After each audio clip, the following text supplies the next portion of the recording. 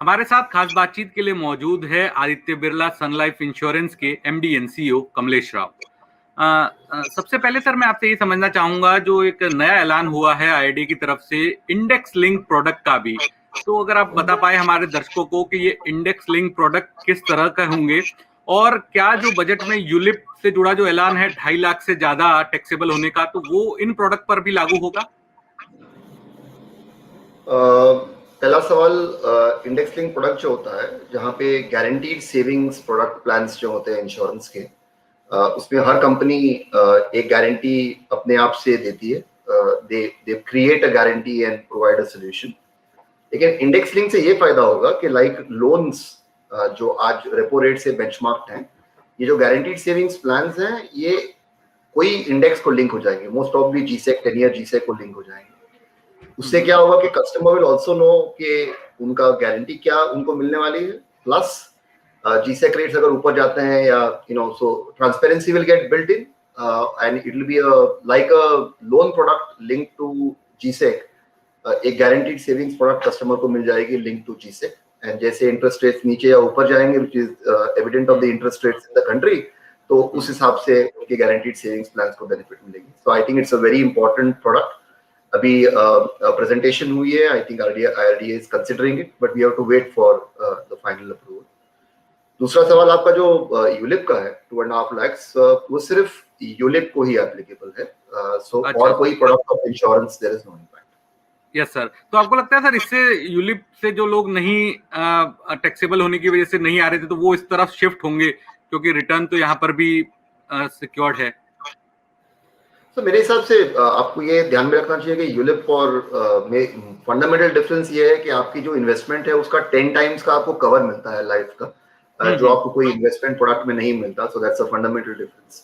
और मेरे हिसाब से जहां तक परफॉर्मेंस का सवाल है, यूलिप नॉर्मली आदमी 5 से 10 साल तक का payment premium paying term he keeps in, and therefore हम यूलिप के फंड परफॉर्मेंस को इतना क्लोजली मॉनिटर नहीं करते हैं जितना हम मार्केट या म्यूचुअल फंड के परफॉर्मेंस को मॉनिटर करते हैं। तो अगर आप 7-8 साल की इन्वेस्टमेंट का होराइजन देखें, तो investment performance of insurance companies on ULIP is very very good. So even adjusted for tax and the fact कि उनको 10 times of the premium they will get as cover. और दूसरी इंपॉर्टेंट बात ये है कि यूलिप में अगर आप depending on the market scenario, अगर आप स्विच करते हैं बिटवीन इक्विटी एंड डेट, तो उस पर टैक्सेशन लागू नहीं है। नए रेजिम में भी उस पर टैक्सेशन लागू नहीं है, which I think is also a very strong point for ULIP investment. तो मेरे हिसाब से अगर आपको इक्विटी मार्केट में लॉन्ग टर्म का इन्वेस्टमेंट करना है, 8-10 साल, if you want to look at, then ULIP is still a good investment with the life cover that you get, और स्विच पे कोई टैक्स नहीं है, is going to be an important feature for ULIP. Covid के बाद जो है वो प्रोटेक्शन की काफी डिमांड रही है, प्योर प्रोटेक्शन की। हमने देखा पिछले साल कंपनियों ने टर्म प्लान की दरें भी 30% तक बढ़ाई। तो अभी क्या लगता है कि जिस तरह से डिमांड बढ़ रही है, तो और दरें बढ़ने की संभावनाएं हैं? मेरे हिसाब से अभी के जो रेट्स हैं, और प्रोटेक्शन प्रोडक्ट में क्या होता है कि मोर्टेलिटी की एक्सपीरियंस बहुत इंपॉर्टेंट होती है, और हमने 100 साल में एक बार आया हुआ पैंडेमिक का एक्सपीरियंस हमने 1 साल देख लिया। मेरे हिसाब से जो प्राइजेस हैं इनकॉर्पोरेट हो गए हैं, और जो प्राइजेस बढ़ी थी वो लार्जली बिकॉज के रीइंश्योरर के जो प्रीमियम्स थे वो सिग्निफिकेंटली ऊपर चले गए थे, 30-40%। मेरे हिसाब से अभी you will see may be new products.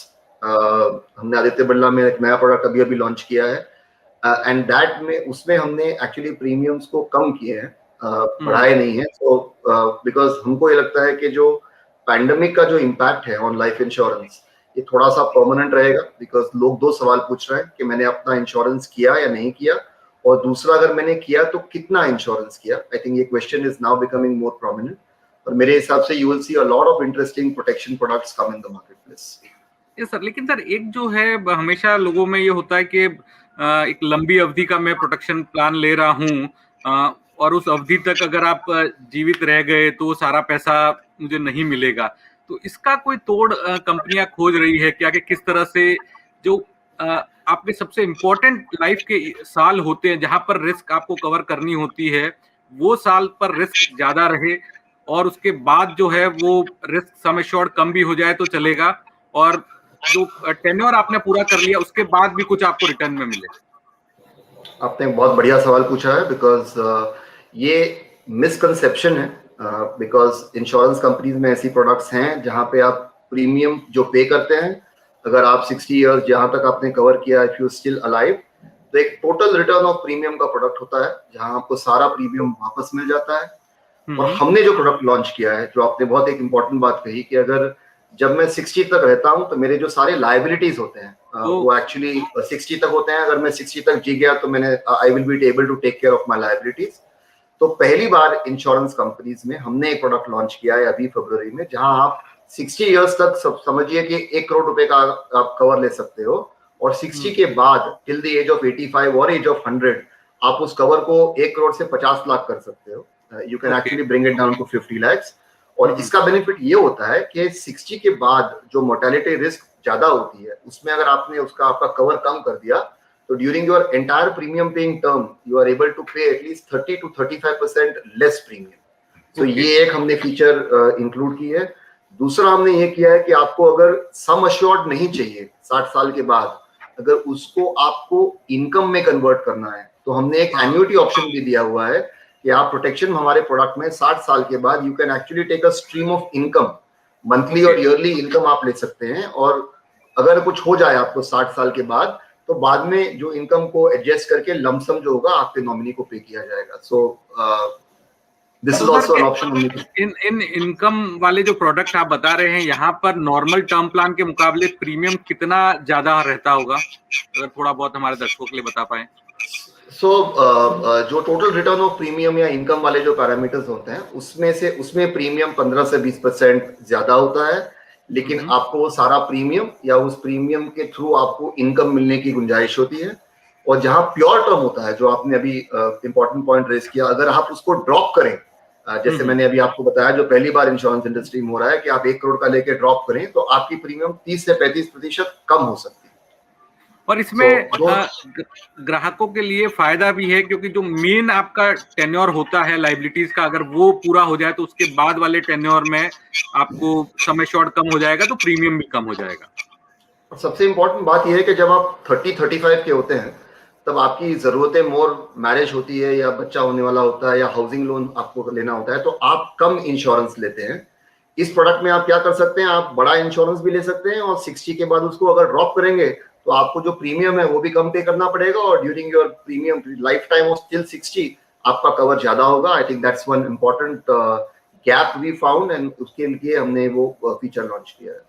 Sir, तो ये जो नए फीचर आप बता रहे हैं, क्या जो आईआरडीए ने सहूलियत दी थी कंपनियों को सैंडबॉक्स प्रोडक्ट के, तो उसका हिस्सा है या एक अलग ही खोज है? नहीं सर, ये तो हमने बहुत रिसर्च करके we have found this as a gap, और ये हमारी प्रोडक्ट अप्रूव्ड है। हमने अभी फरवरी में इसको लॉन्च की है, and we are getting very good response from salaried customers more, because उनके लिए जो लायबिलिटीज इंपॉर्टेंट होती हैं between the age of 40 and 60, this is like a good product in that area. So ये इंडेक्स लिंक प्रोडक्ट जो आपने कहा था, वो सैंडबॉक्स के थ्रू ओरिजिनेट हुआ था, जो हमने फाइल किया। We are waiting still for final approval, but ये प्रोटेक्शन वाला जो प्रोडक्ट है, इसलिए हमने इस पे मल्टीपल फीचर्स क्रिएट किए हैं, इसलिए वी कॉल इट द सबका वाला टर्म प्लान। मतलब हर टाइप के कस्टमर के लिए कोई ना कोई अगर अलग अलग ऑप्शन होते हैं, तो you can decide to choose. एक ही प्लान में हमने सारे ऑप्शंस क्रिएट किए हैं, you can choose what you want to take from the available list. Sir, एक और सर आपसे समझना चाहूंगा, अभी बजट में एक ऐलान हुआ है इंश्योरेंस सेक्टर में एफडीआई बढ़ोतरी का 49 से 74।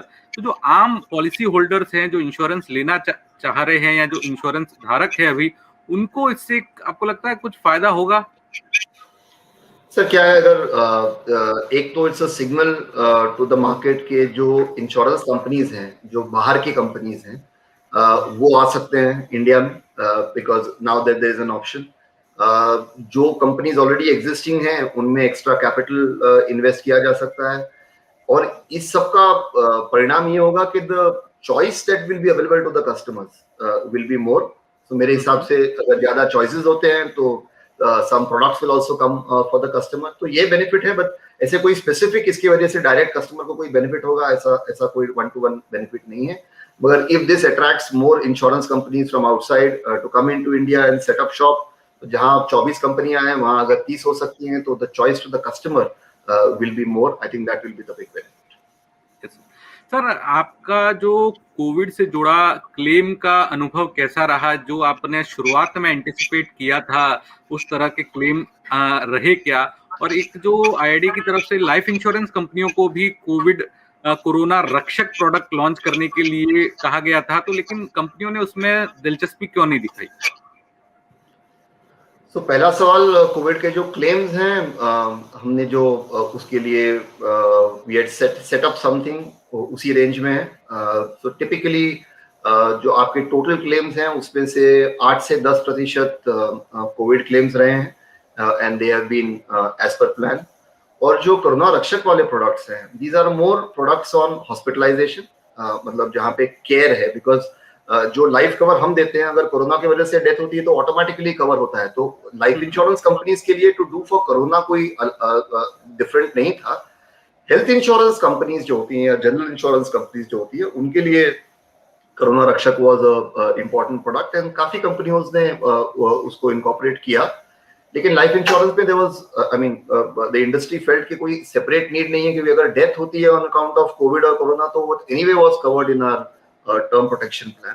तो एडवाइस राइडर के थ्रू किया जा सकता था, लेकिन उसका इम्पैक्ट आपको इतना मार्केट में दिखाई नहीं देगा। नहीं सर, मैं ये सवाल आपसे मैंने इसलिए पूछा क्योंकि एक कमिटी भी बनी हुई है, लाइफ इंश्योरेंस कंपनियां बार बार मांग भी करती है कि उनको हेल्थ इंश्योरेंस के प्रोडक्ट बेचने की मंजूरी दी जाए। तो ये एक मौका था जहां पर आप टेस्ट कर सकते थे कि किस तरह का ट्रैक्शन है, तो वो कंपनियों ने नहीं अपनाया एक तरह से।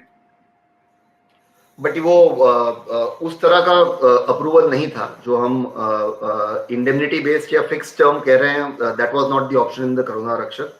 तो ये डिमांड हमारी रही है कि हमको भी मेडिकल जो हो, इंडेमनिटी बेस्ड प्रोडक्ट्स जो हैं हमको लाइफ इंश्योरेंस के साथ बेचना है। And I am sure that discussion is still going on, इसका अभी तक कोई निश्चय नहीं निकला है। But I don't know whether one was related to the other. हमने लाइफ के लिए जो प्रोडक्ट क्रिएट किया था उसमें कोरोना कवर था, और इसको राइडर के थ्रू इम्पैक्ट करना जरूरी था। और दूसरा होता है लाइफ इंश्योरेंस कंपनीज में कि री इंश्योरर का सपोर्ट जो होता है ना, वो बहुत इंपॉर्टेंट होता है कि री इंश्योरर इसको इसको बाय करेगा या नहीं बाय करेगा। और इस दौरान in the last 6-7 months reinsurers have been little conservative, so we are not finding as much support with the reinsurers in the industry. तो उस माहौल में एक स्पेसिफिक प्रोडक्ट इस तरह का क्रिएट करना वाज नॉट एज इजी। तो सेकंड लास्ट सवाल होगा, री इंश्योरेंस की आपने बात करी, तो जो भी आपके कॉन्ट्रैक्ट रिन्यू होते हैं जनवरी में, तो वहां पर कितनी बढ़ोतरी हुई है? एक टेंटेटिव फिगर बता पाए तो आप। सर, सबके कॉन्ट्रैक्ट्स अलग अलग टाइम पे हाँ। रिन्यू होते हैं। सो हमारे जब कॉन्ट्रैक्ट्स रिन्यू हुए थे तो री इंश्योरेंस के जो प्रीमियम थे वो कम से कम जहां पे मेडिकल्स की जरूरत होती है वहां premium was not so high, about 10% 15% ऊपर गई थी। लेकिन अब अगर आपको नॉन मेडिकल वाले पॉलिसीज लिखने हैं जहां पे आप कस्टमर्स के मेडिकल्स नहीं करते या टेलीमेडिकल करते हैं, तो those premium would have gone up by at least 35 to 40%।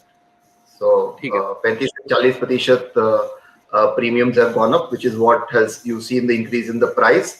But मेरे हिसाब से, जैसे मैंने पहले कहा, वो सेटल हो गया है। उस प्राइस पे जो क्लेम्स आ रही हैं वो ठीक लग रही हैं।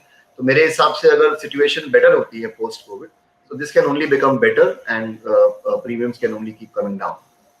तो आखिरी सवाल होगा कि अब इस साल के अंदर ओवरऑल आप क्या ग्रोथ का टारगेट देखते हैं, आपकी कंपनी का भी, इंडस्ट्री का भी? और इस साल एक बड़ा इवेंट होगा लाइफ इंश्योरेंस सेक्टर में, एलआईसी का आईपीओ, तो वो सेक्टर के लिए कितना गेम चेंजर होगा? आप जैसी कंपनियों को उसका किस तरह का इम्पैक्ट होगा? देखिए, इंडस्ट्री अगर आप नंबर देखें जनवरी तक तो डीग्रोथ चल रही है। We are at degrowth of about 8 to 10%. Aditya Birla Sun Life actually is growing at about 10 to 15%. तो हमारे लिए अच्छा साल रहा है, और हम ये उम्मीद कर रहे हैं कि एंड ऑफ द ईयर में we will do at least 10 to 15% better than last year, जहां तक इंडिविजुअल प्रीमियम का सवाल है। और जहां ग्रुप इंश्योरेंस का बिजनेस है, we think we will do about 30 to 40% better. तो ये हमारा अच्छा साल रहा है for Aditya Birla Sun Life. मेरे हिसाब से industry is doing better every quarter. Third quarter was better then the second quarter, और मेरे हिसाब से फोर्थ क्वार्टर में जो डीग्रोथ है वो मेरे हिसाब से कंप्लीटली टेक केयर होके थोड़ा सा ग्रोथ होगा। बट कितना होगा ये फेब और मार्च पे डिपेंडेंट है। और होप के जब बातें चल रही हैं कि कोविड के केसेस फिर से बढ़ गए, if they remain stable, then I am saying on no more lockdowns get impacted, because last year also exactly March में लॉकडाउन हुआ था, जो इंश्योरेंस का सबसे बड़ा महीना होता है। तो अगर ऐसा कुछ नहीं हुआ तो I think industry will be back on growth. LIC के IPO का जो सवाल है, तो लिस्टेड कंपनीज ऑलरेडी एग्जिस्टेंट हैं मार्केट्स में, तो अलग अलग वैल्यूएशन पे लिस्टेड हैं। एम्बेडेड वैल्यू के जो मल्टीपल्स मिलते हैं वो अलग 3-4 कंपनी जो लिस्टेड है उनको मिले हैं। LIC will only make it bigger, और इस इंडस्ट्री की जो पोजिशनिंग होगी कि like the banking industry, insurance industry also is of value, मेरे हिसाब से ये उभर कर आएगी post the LIC IPO, and that will be good for all the insurance companies जिनको लिस्टिंग की उम्मीद है for the next 2 or 3 years time frame. तो मेरे हिसाब से इंश्योरेंस इंडस्ट्री के लिए अच्छा होगा when LIC IPO में लिस्टेड। उनसे बात करने के लिए बहुत बहुत शुक्रिया सर। Thank you.